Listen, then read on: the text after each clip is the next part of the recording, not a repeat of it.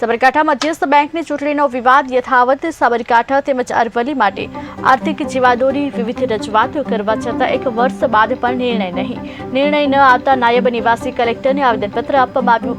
Chairman મામલે ચોક્કસ નિર્ણય રજૂ કરવા જણાવ્યું.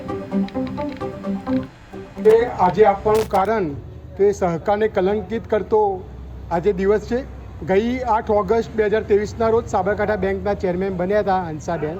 પોતે ગેરરીતિ આચરીને પોતે ગેરલાયકાત ધરાવે છે અને 1 વર્ષથી જિલ્લા રજિસ્ટ્રાર દ્વારા તેમને છાવરવામાં આવી રહ્યા છે.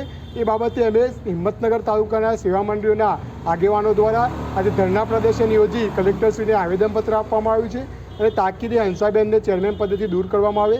જિલ્લા રજિસ્ટ્રાર દ્વારા છેલ્લા 1 વર્ષથી અમને છાવરી રહ્યા છે. અમારી રેલી જોતા અને ખાતાકીય તપાસથી બચવા જિલ્લા રજિસ્ટ્રારે ગઈકાલે એક પત્ર જાણ કર્યો છે મંત્રીને કે ભાઈ તમે હંસાબેનને વ્યવસ્થાપક કમિટી સભ્યથી દૂર કરો, એવું જિલ્લા રજિસ્ટ્રારે એક લૂલો બચાવ કર્યો છે.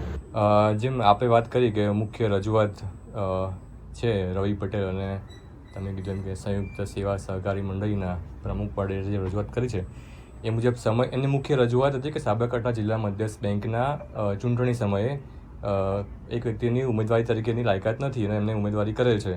તો તે સંદર્ભમાં ચૂંટણી સંબંધિત મેટર હોય એમને યોગ્ય જગ્યાએ દાદ માગવા માટે અત્યારથી જણાવવામાં આવ્યું હતું. એ અનુસંધાનમાં શ્રી રવિ પટેલ હાઈકોર્ટમાં ગયેલા છે એ મેટરમાં અને એ સિવાય એક બીજા અરજદારની રજૂઆત છે એ સંદર્ભે એમની મુખ્ય રજૂઆત એમના પેટા નિયમના ભંગ બાબતની હોય. પેટા નિયમના ભંગ